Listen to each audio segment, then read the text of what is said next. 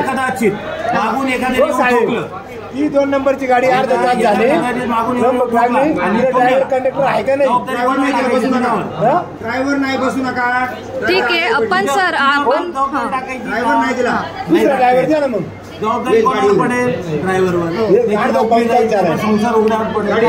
पण ड्रायव्हरला जर मी बोलले की काका इथे थांबता का, ऐका ना रिक्वेस्ट केली तर ड्रायव्हरचं काम आहे ना की नाही म्हणून उत्तर द्यायचं. बरोबर आहे ना? ड्रायव्हर मुक्का राहतो, इग्नोर करतो, ही काय पद्धत आहे? आम्ही मूर्ख आहे का? प्रवासी मूर्ख नसता ना. एक नियम असा आहे, बोला. याच्यासाठी आली का तू? याच्यासाठी आली का? जर तुम्ही इलिगल पद्धतीने वागताय तर सरकारी कार्यालयात तक्रार घेऊन गेलं की न्याय मिळेल अशी अपेक्षा असते, पण नाशिकमधील एका विधी शिक्षण घेणाऱ्या विद्यार्थिनीच्या बाबतीत मात्र नेमकं उलटं घडलंय. तक्रार देण्यासाठी गेलेल्या या तरुणीला मिळाली ती असभ्य वागणूक, शाब्दिक अपमान. तिची तक्रार ऐकून घेणं तर दूरच, संबंधित सरकारी कर्मचाऱ्यानं तिला धमकावलंय, तिचा मोबाईल हिसकावून घेतला आणि मानसिक संतुलनावर शंका घेत अपमानास्पद वागणूक दिली. या प्रकारानंतर पीडित तरुणीनं थेट सरकारवाडा पोलीस ठाण्यात विनयभंगाची तक्रार दाखल केली. ही घटना आहे 12 जुलैला नाशिकमधील ठक्कर बाजार एसटी चौकशी कार्यालयात घडलेली. दिशा बाळासाहेब बागुल ही 22 वर्षे विधीची विद्यार्थिनी संदीप युनिव्हर्सिटीच्या BA LLBच्या 5व्या वर्षाला शिकत आहे. इंटर्नशिपसाठी जिल्हा तसंच सत्र न्यायालयात रोज महामंडळाच्या बसनं प्रवास करते. 12 जुलै रोजी ती त्र्यंबकेश्वर इथून MH15 JC 9820 या क्रमांकाच्या इलेक्ट्रिक बसनं निघाली. तिनं सिव्हिल हॉस्पिटल इथं थांबण्याची विनंती केली होती, पण बस चालक आणि वाहक दोघांनीही तिची विनंती दुर्लक्षित करत तिला थेट ठक्कर बाजार बस स्थानकात उतरवलं. या गैरसोयीबद्दल तक्रार करण्यासाठी ती ठक्कर बाजार चौकशी कार्यालयात गेली. मात्र तिथं उपस्थित असलेल्या सरकारी कर्मचाऱ्यानं तिला उडवाउडवीची उत्तरं दिली. ती मोबाईलमध्ये संपूर्ण प्रकाराचं रेकॉर्डिंग करू लागली. तेव्हा त्या कर्मचाऱ्यानं तिचा फोन हिसकावून घेतला, तिचा हात पिळला आणि म्हणाला, तुझं मानसिक संतुलन ठीक आहे का? इतकंच नव्हे तर माझी तक्रार करायची असेल तर जा, कुठे करायची तिथं कर, अशी धमकीही दिली गेली. या संपूर्ण प्रकाराबाबत दीक्षा हिनं नेमकं काय घडलं हे सविस्तर सांगितलंय.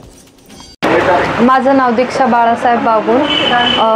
मी शनिवारी त्र्यंबकेश्वर येथून महामंडळाच्या बसने प्रवास करत असताना मी जेव्हा नाशिककडे येत होते तेव्हा सिव्हिल हॉस्पिटल येथे मी कंडक्टर यांना बस थांबवायची विनंती केली, पण त्यांनी सांगितलं की तुम्ही ड्रायव्हरशी असं संदर्भात बोला.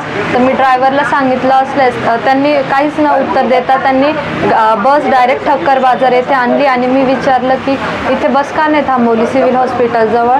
तर ते बोलले की याबाबत तुम्ही चौकशी कक्षात जाऊन चौकशी करा.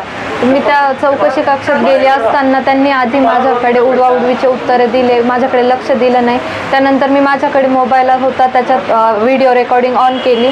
तेव्हा ते बोलले की काहींना आम्ही उतरवतो, स्टॉप नसतानाही उतरवतो, तर ते उतरवणं म्हणजे आम्ही आमच्या फॅमिलीसारखं मानतो, त्यांना आमचे कर्मचारी असले का आम्ही करू शकतो, तुमच्यासाठी का म्हणून करायचं आम्ही.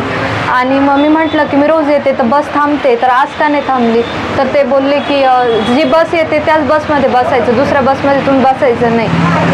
नंतर हे सगळं चालू असताना माझा व्हिडिओ चालू होता, त्यांनी माझ्या हातातनं फोन हिसकून घेतला, माझा हात पिरगळला. व कुठे तुला काय करायचं करून घे, माझी कुठे तक्रार करायची कर, कुठे जायचं ते जा, डेपोत जाणे तर पोलीस स्टेशनला जा, माझं कोणी काय बिघडवू शकत नाही, अशा प्रकारची त्यांची भाषा होती. आमचं त्यानंतर मी माझ्या काकूसोबत इथे सरकारवाडा पोलीस स्टेशन इथे आले व त्यांच्या विरोधात विनयभंगाचा गुन्हा दाखल केलेला आहे. तर आमची सरकारकडनं एवढीच अपेक्षा आहे की हे सगळं कुठेतरी थांबलं पाहिजे. म्हणजे इथे एवढा मानसिक छळ चाललेला आहे. आधी कंडक्टरशी बोललं तर कंडक्टर सांगतात ड्रायव्हरकडे जा, ते म्हणतात तिकडे जाऊन कंप्लेंट करा. तिकडे कंप्लेंट केली तर ते बोलतात की काय करायचं करून घ्या, आम्ही ह्याच कामासाठी इथे बसलेलो नाही आहे वगैरे. पोलीस स्टेशनला देखील आम्ही जेव्हा आलो 12:30 वाजता आम्ही पोलीस स्टेशनला आलो होतो, त्यांनी संध्याकाळी 8 वाजेपर्यंत आम्हाला पोलीस स्टेशनला बसून ठेवलं होतं की यांना विचारायला लागेल, वरिष्ठांना विचारायला लागेल, हे करायला लागेल. असं ह्या कारणामुळे कोणी सामान्य माणूस आपली तक्रार नोंदवायला पोलीस स्टेशनपर्यंत येत नाही. ते म्हणतं आपला वेळ जातो. त्या दिवशी खरंच हा अनुभव आम्ही घेतला. आमच्यासोबत एक प्रेग्नेंट महिला होती, त्यांना बघून देखील त्यांनी काय नाही, ते 8 वाजेपर्यंत त्यांनी आम्हाला इथे उभं केलं की थांबा बसा थोड्या वेळात, असं अक्षरशः 8 वाजता आम्ही घरी गेलेलो. जर आम्ही ग्रामीण भागातून आलो होतो, पण आमच्याकडे घरी जायला साधन होतं म्हणून आम्ही इतका वेळ इथे थांबू शकलो. पण ज्यांच्याकडे एवढं सोयी नाही त्यांनी काय करावं, ते नाही करू शकत. मग याच्यामुळे हे जे खुर्चीवर बसलेले अधिकारी असते त्यांची ही डिक्टेटरशिप अशीच वाढत जाते.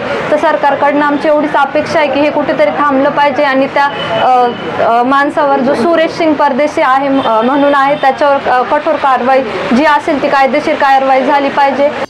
या प्रकारानंतर पीडित तरुणीनं थेट सरकारवाडा पोलीस ठाण्यात तक्रार दाखल केली. सुरेश सिंह परदेशी असे या सरकारी कर्मचाऱ्याचं नाव आहे. त्याच्या विरोधात IPC कलम 354 अंतर्गत विनयभंगाचा गुन्हा दाखल करण्यात आला.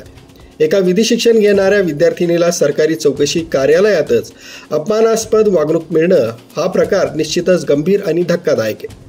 न्यायासाठी आलेल्या तरुणीलाच छळाला सामोरं जावं लागत असेल तर सर्वसामान्य जनतेचा न्याय व्यवस्थेवरचा विश्वास डळमळीत होण्याचा धोका निर्माण होतो. या घटनेमुळे सरकारी कार्यालयांमधील उत्तरदायित्व, संवेदनशीलता आणि महिलांबाबतचा दृष्टिकोन पुन्हा एकदा चर्चेचा विषय बनतोय.